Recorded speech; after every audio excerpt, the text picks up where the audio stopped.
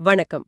உங்களுக்காகவே பிரத்யேகமாக உருவாக்கப்பட்ட இந்த அறிவு பயணத்திற்கு வரவேற்கிறோம். இன்னைக்கு நாம ஓஷோவோட மனிதனின் புத்தகம் அப்படிங்கிற நூல்ல இருந்து சில முக்கியமான பகுதிகளச்சும் அலசி பார்க்க போறோம். ஆமா, இதுல சமூகம், தனிமனித சுதந்திரம், அப்புறம் உறவுகள், மதம், உண்மையான வாழ்க்கை வாழ்றது இப்படின்னு ஓஷோவோட ஆழமான, சில சமயம் நம்மள சவால் பண்ற சிந்தனைகள் நிறைய இருக்கு. நம்ம நோக்கம் என்னன்னா, இந்த பகுதிகள்ல இருந்து சில முக்கியமான கருத்துக்களை பிரிச்சு எடுக்கணும், உங்களை யோசிக்க வைக்கணும், சில சமயம் அட ஆமா அப்படி தோன்ற மாதிரி சில விஷயங்களை சொல்லணும். சமூகம் நம்மளை எப்படி உருவாக்குது, அப்புறம் ஆண் பெண் தன்மை சமநிலை, உண்மையை ஏத்துக்கிறது, காதல், மதம், அதிகாரம்னு நிறைய விஷயங்களை பார்க்கலாம். சரி, ஆரம்பிக்கலாமா? முதல்ல சமூகம், அது நம்மளை எப்படி பாதிக்குதுன்னு ஓஷோ சொல்றத பார்க்கலாம். அவர் என்ன சொல்றாருன்னா, நாம எல்லாருமே நம்மளோட இயல்பான நிலையிலிருந்து திசை திருப்பப்பட்டிருக்கிறோம் அப்படிங்கிறார். பிறக்கும்போது நாம ரொம்ப இயல்பா சந்தோஷமா இருக்கோம். ஆனா சமூகம் போக போக நம்மள மாத்திடுது. இதுக்கு ஆதாம் கதைய ஒரு உதாரணமா சொல்றார் பாருங்க. ஆதாம் முதல் முறையா வேண்டாம்னு சொன்னது, அதுதான் அவன் சொர்க்கத்திலிருந்து வெளியேற்றப்பட காரணம். அதாவது குழந்தை பருவ அப்பாவித்தனத்தை இழக்க காரணம்னு சொல்றார்.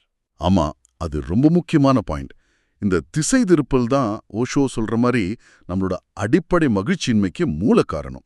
இதனால என்ன ஆகுதுன்னா, நம்ம இயல்பா இல்லாம எப்பவும் அடுத்தவங்களோட ஒப்பிட்டு பார்க்க ஆரம்பிச்சிடுறோம். ஆமா, இக்கரைக்கு அக்கறை பச்சைன்னு சொல்ற மாதிரி. அதேதான், அடுத்தவங்க வாழ்க்கை நல்லா இருக்கு, நம்மளோடது சரியில்லைன்னு ஒரு எண்ணம். அப்புறம் பணம் தான் சந்தோஷம்னு நினைச்சு அதுக்கு பின்னாடி ஓடுறோம். ஆனா பணம்ங்கிறது மனுஷன் கண்டுபிடிச்சது, அது இயற்கையான சந்தோஷம் இல்லையே. முக்கியமா என்னன்னா, சமூகம் நாம எப்படி இருக்கணும்னு ஒரு கட்டாயத்தை திணிக்குது. இதனால நாம உண்மையிலே எப்படி இருக்கோங்கிறதே மறந்துடுறோம். இதுக்கு அவர் சொல்ற அந்த போன்சாய் மர உதாரணம், அது ரொம்ப கரெக்டா இருக்குல்ல? நிச்சயமா. ஜப்பானிய போன்சாய் மரங்கள் மாதிரி தான். பெருசா வளர வேண்டிய ஒரு மரத்தை ஒரு சின்ன தொட்டியில அடக்கி கட் பண்ணி அதோட வளர்ச்சியை தடுத்துடுறோம் இல்லையா? அதே மாதிரிதான் சமூகம் நம்மளோட முழுமையான வளர்ச்சியை தடுக்குதுன்னு ஓஷோ சொல்றாரு. இதனால என்ன ஆகுதுன்னா, நமக்கு நம்ம மேலேயே ஒரு வெறுப்பு, ஒரு திருப்தியின்மை உருவாகுது.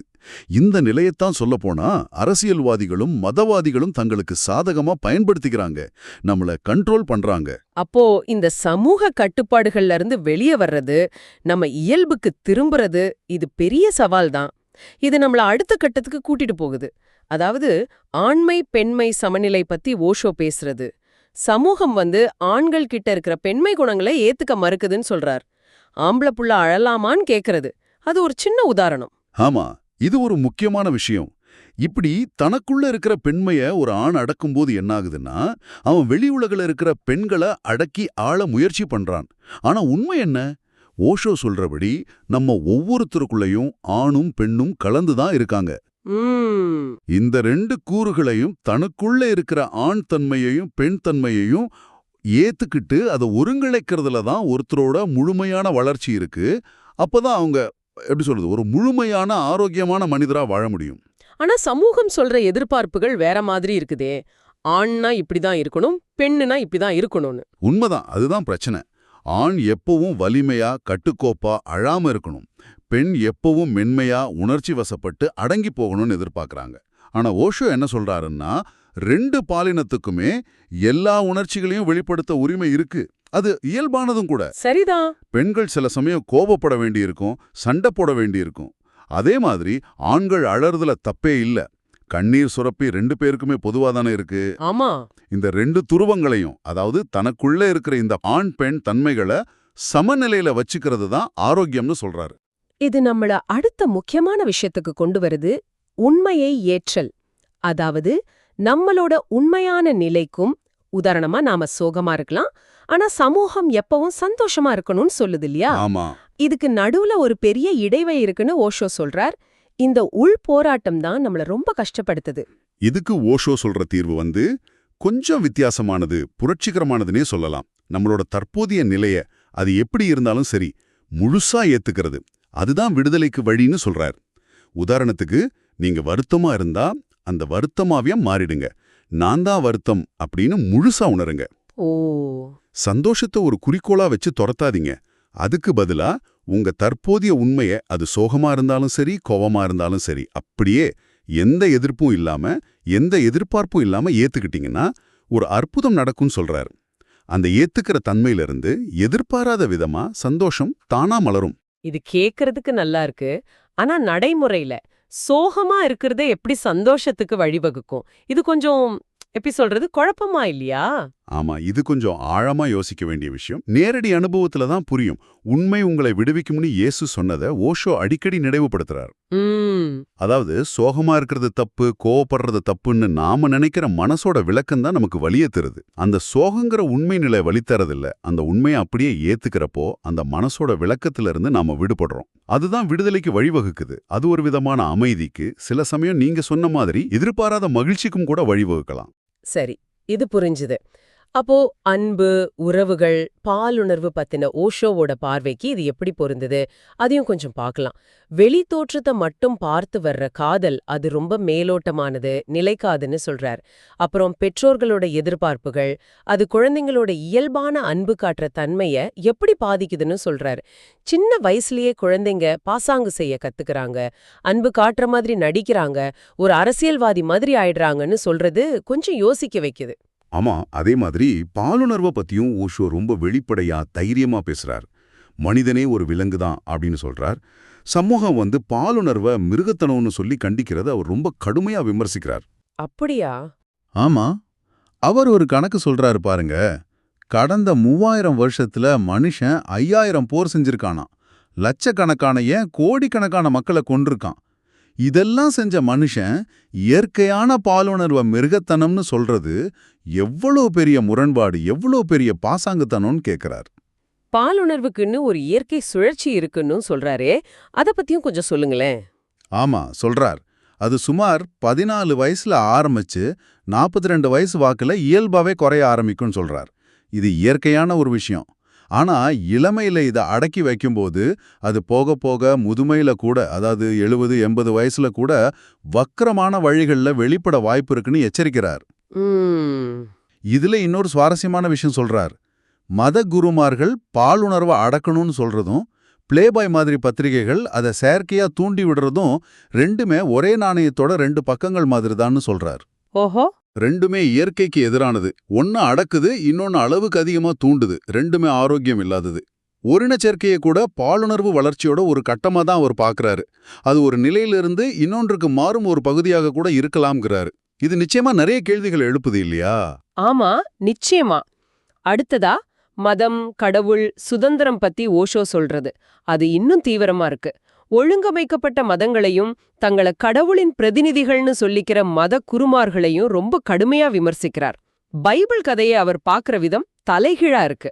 அறிவையும் வாழ்வையும் தர்ற பழங்களை சாப்பிடக்கூடாதுன்னு சொன்ன கடவுள் தான் மனிதனோட முதல் எதிரி.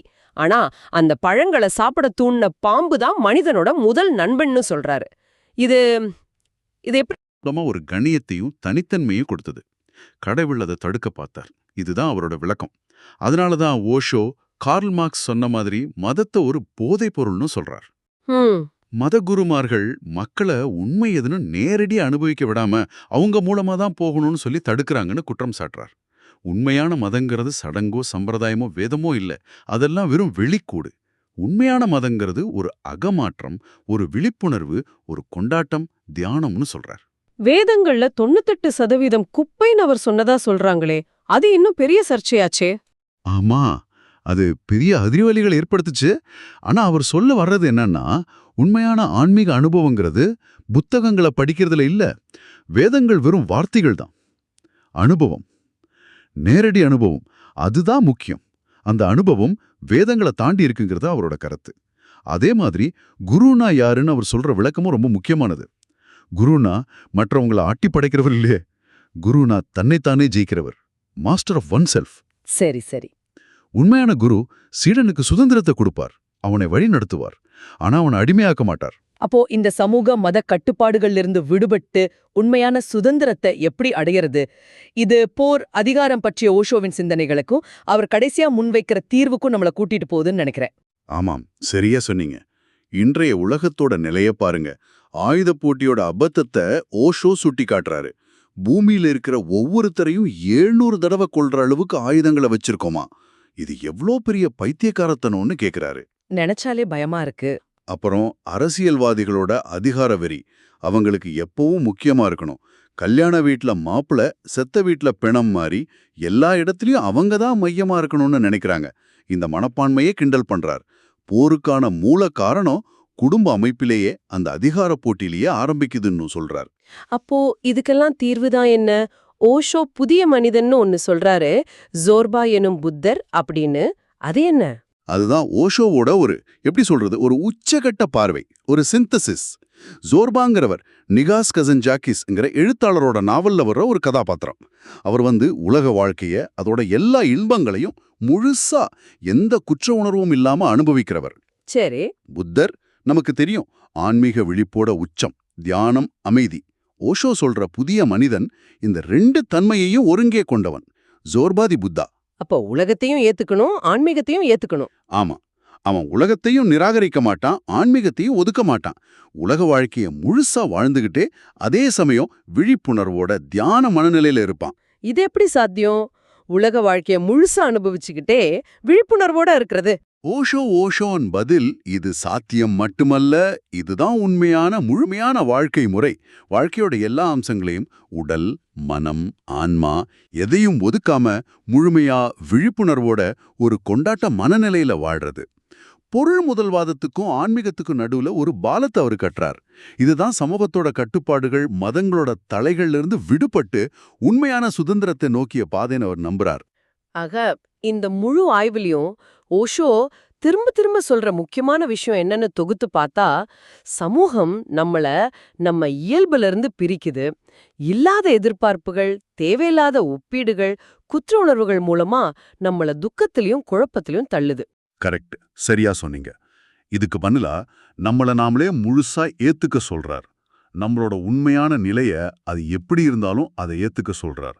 நம்ம உணர்ச்சிகள், அது கோபமா இருக்கலாம், சோகமா இருக்கலாம், பாலுணர்வா இருக்கலாம், எதையும் ஒதுக்காம அதையும் நம்மளோட ஒரு பகுதியா ஏத்துக்க சொல்றார். சமூகம் மதம் திணிக்கிற அதிகாரத்தை கேள்வி கேட்க சொல்றார். நமக்குள்ள இருக்கிற அந்த ஆண் பெண் தன்மைகளை சரிசமமா ஒருங்கிணைச்சு ஒரு முழுமையடைய வழிகாட்டுகிறார். அப்போ ஓஷோ நம்ம முன்னாடி வைக்கிற சவால் என்னன்னா, நாம பழகிப்போன சிந்தனை முறைகளையும் சமூகம் சரி என்று சொல்லும் நடத்தைகளையும் தாண்டி உண்மையா, விழிப்புணர்வோட, சுதந்திரமா, சந்தோஷமா எப்படி வாழறதுன்னு நாமளே கண்டுபிடிக்கிறது தான். நிச்சயமா இது சுலபமான பாதையா இருக்காது. ஏன்னா இது பொதுவான வழிக்கு எதிரா போகுது. ஆனா இது அர்த்தமுள்ள நிறைவான வாழ்க்கைக்கு இட்டு செல்லும்னு ஓஷோ உறுதியா நம்புறார். இந்த சிந்தனைகள் எல்லாம் நிச்சயம் உங்களை ஆழமா யோசிக்க வச்சிருக்கும்னு நான் நினைக்கிறேன். இறுதியா உங்களுக்காக ஒரு கேள்வி விட்டுட்டு போலான்னு நினைக்கிறேன். ஓஷோ சொல்றது போல குடும்பம், மதம், அரசியல்னு இந்த சமூக அமைப்புகள் நம்மளை இவ்வளவு கட்டுப்படுத்தி ஒரு விதமான சந்தோஷமின்மைக்கு காரணமாயிருக்குதுன்னா, இந்த நமக்குள்ளேயே ஊறிப்போன சமூக கருத்துக்களையும் மனக்கட்டுப்பாடுகளையும் உடைச்சிக்கிட்டு ஓஷோ சொல்ற அந்த உண்மையான சுதந்திரமான விழிப்புணர்வுள்ள வாழ்க்கையை வாழ ஆரம்பிக்க ஒரு தனி மனுஷனுக்கு நடைமுறையில என்ன தேவைப்படும்னு நினைக்கிறீங்க? அந்த பயணத்துல நீங்க முதல்ல எடுத்து வைக்க நினைக்கிற படி அது எதுவா இருக்கும்? கொஞ்சம் யோசிச்சு பாருங்க. இந்த ஆழமான சிந்தனை பயணத்துல எங்களோட இணைஞ்சதுக்கு மிக்க நன்றி.